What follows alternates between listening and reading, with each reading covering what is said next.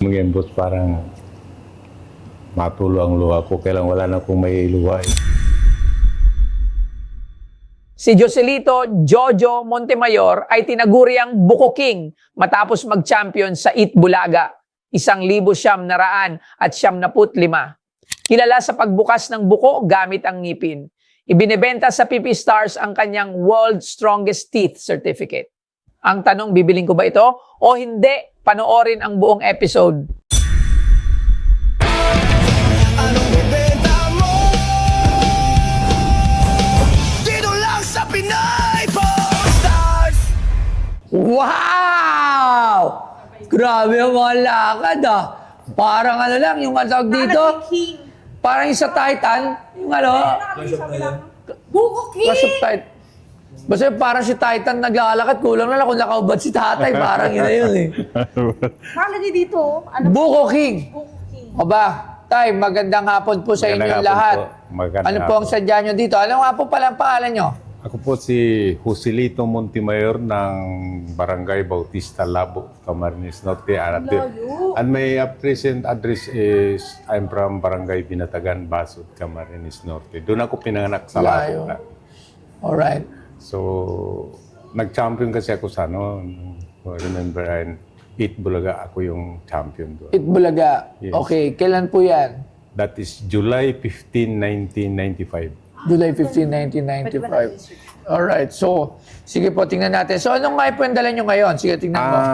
Kasi nung that time, nung mag-champion ako nung July 15, 1995, 96, mayroong entrepreneur na Japanese naghanap sa doon sa Book of Pinoy Records. Ako ang napili. Okay. And then August 16, 1996 ay pumunta ako sa dinala nila ako sa Tokyo sa Japan. Alright. Tapos yung ticket ko noon naitabi ko pa. Ticket. Oh, ticket ko noong August. Okay. Kaya dinala ko lahat.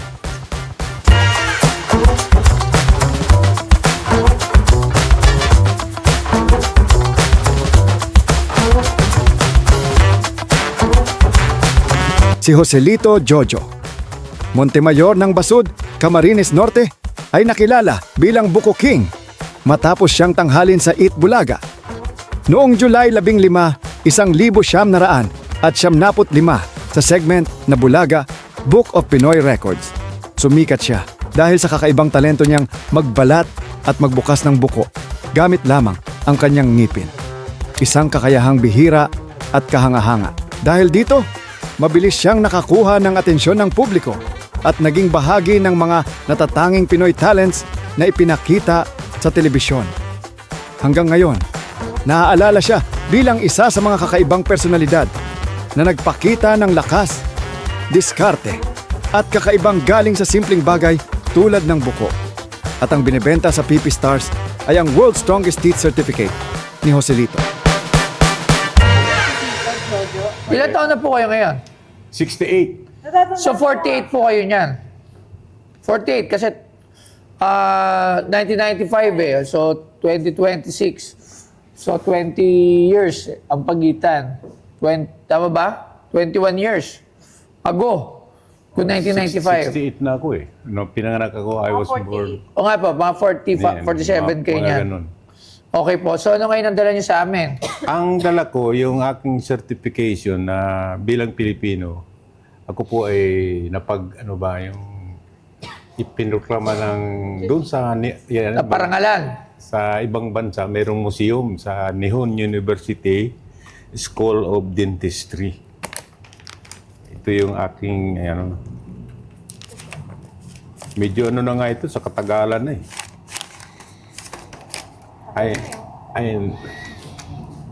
May siya na, ang Japanese kasi pag napirma yun, may siya, may, World strongest teeth for biting. yes. O ba?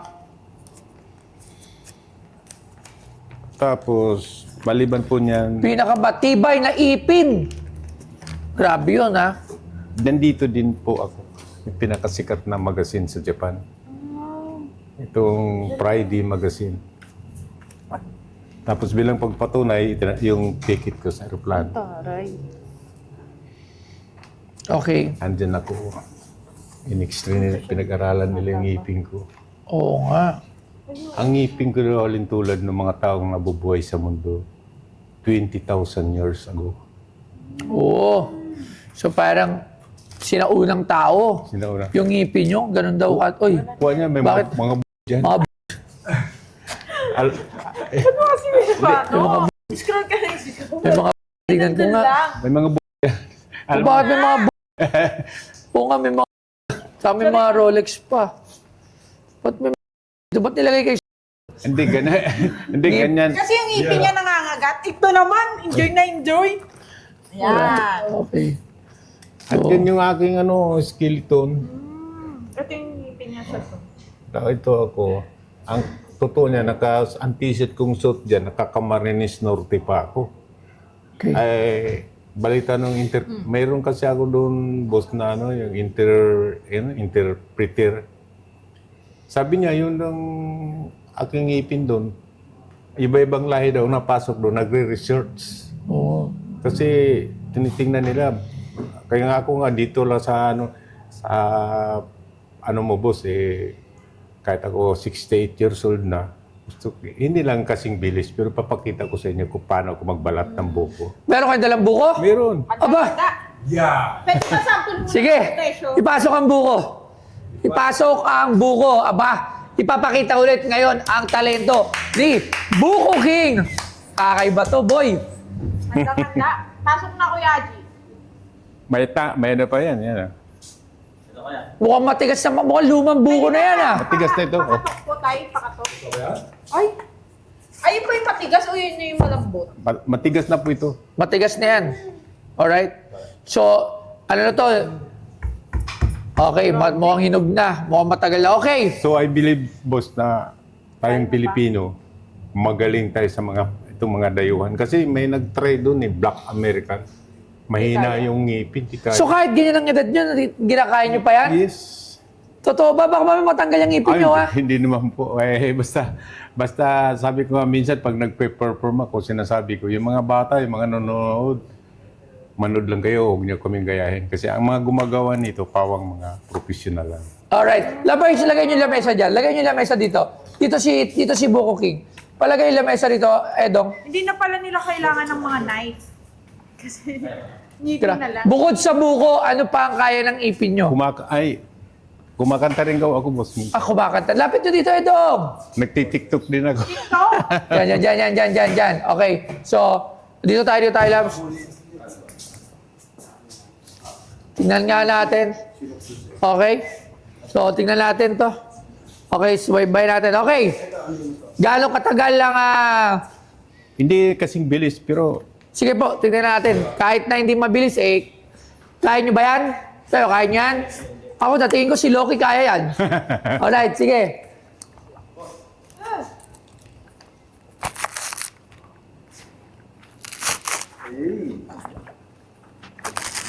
Alright, aba.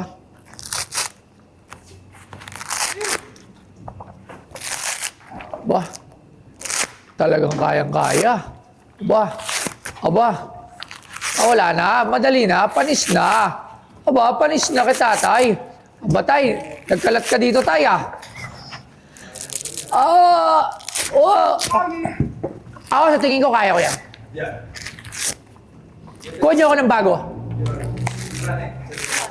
Aba, okay na yan, tay. Aba, tuubusin mo yan? Ubusin mo? Sige.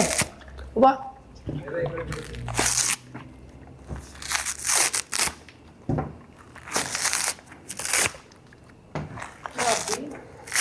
Hindi na kailangan ng mga gamit. Ngipin lang. Kailangan. Ako sa ko kain ng tropa ko yan ni Jockey. Jockey! Ibang... Tay! Huwag mo pusin, tay! ibang bukong inangasab ni Jockey, Buko ni Genting.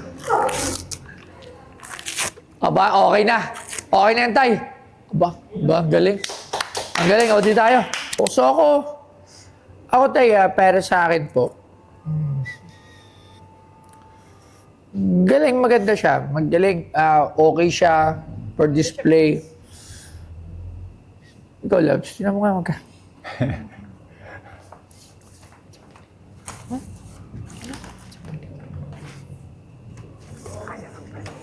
Ha? Bilib ako kay tatay. Galing niya. So, siguro hindi ko rin... Tay, matanong ko lang po, bakit niyo po ito binibenta dito sa akin?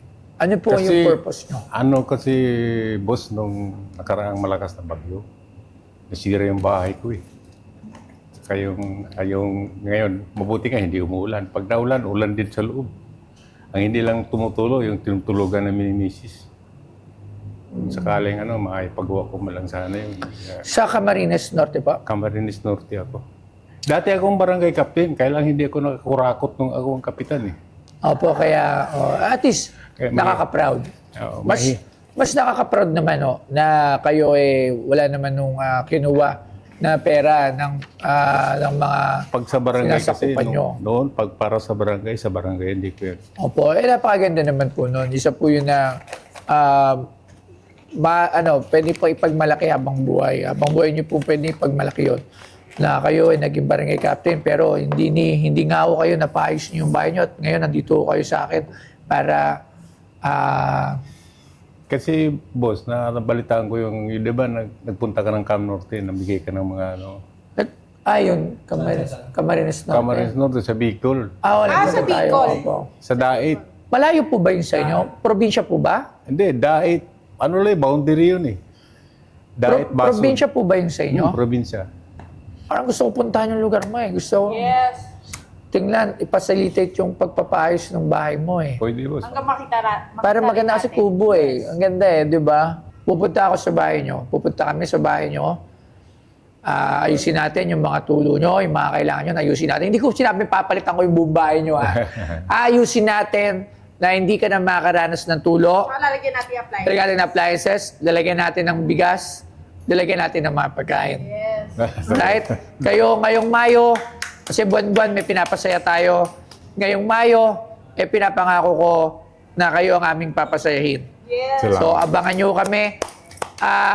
Kuhanin yung mga detalye nila. Tapos, para may bigay natin kay tatay ditong Mayo, ayusin ko lang po ang schedule ko. Lilipad do kami, papunta sa inyo. At ayusin ho namin yung dapat Madali ayusin sa man inyo. ako makuha doon, boss, pag sinabi lang na Boko King. Kahit batang maliit, kilala ko yan. Sige. Ayan, set up na rin. Washing machine, TV, electric fan, aircon ba? Gusto nyo? Wala ba? Mahirapan pa sila magbayad ng kuryente. Electric fan lang. Electric fan lang. Diba? So, Rice cooker. rice cooker, lahat pupunin po natin yan mula sa Astron. At pupunta ko kami sa inyo. Ngayon kahit nga iuwi nyo ito, doon nyo na ako bigay sa akin. Ibibigay ko sa inyo 15 mil ngayon para meron ko kayong pamasahe pa uwi. At antayin nyo ako doon at kakatok na lang ako sa bahay nyo. Kami o ng aking mga kasama. Salamat. Alright? Marami po huwag kayong mamblema, hindi kayo abutin ng tag-ulan. Maayos natin yung bahay nyo. Sinabi mo ngayon, boss, parang matulo ang luha ko. Kailang wala na akong may luha eh. Para, alam ko, tanda na ni tatay, pero ginagawa niya pa rin to. Dahil alam ko naman kung bakit niya pa rin ginagawa yan. Kasi, kailangan pa rin mabuhay sa mundo. Ako, ayoko dumating sa punto na 68 na ako, nagtatrabaho pa ako. Gusto ko sana, pagdating ko lang at ako nga, ganito pa nga lang edad ko, napapagod na ako. Ito pa kaya na si tatay, piti yung kalagayan niya. So, abot natin at ramdam natin yung dinadala nyo. Pero bilib ako sa inyo, tay, dahil andyan pa rin kayo. Laban. Sige, tay, maraming salamat po sa inyo. At saan nyo po ngayong Mayo, papangitiin ko ulit kayo. Magkita-kita po tayo sa Camarines Norte. Maraming salamat po. Ako po si Boko King. Nagpunta po ako kay Boss Toyo para maibinta ko yung mga aking titulo. Ay nagpapasalamat pa ako at si Boss Toyo talagang matulungin. Lalo na higit sa lahat. Hindi siya yung kung ano-anong mga yung mahigpit sa mga tao niya. Mahal niya ang Pilipino, mahal niya kaya sana suportahan po natin si Boss Toyo and shoutout po sa lahat ng mga nanonood dito po sa Pinoy Porn Star. Maraming salamat po. Si Boko King po, Joselito Montemayor, aka Boko King. Ako po ay taga Bicol from Basod, Camarines Norte.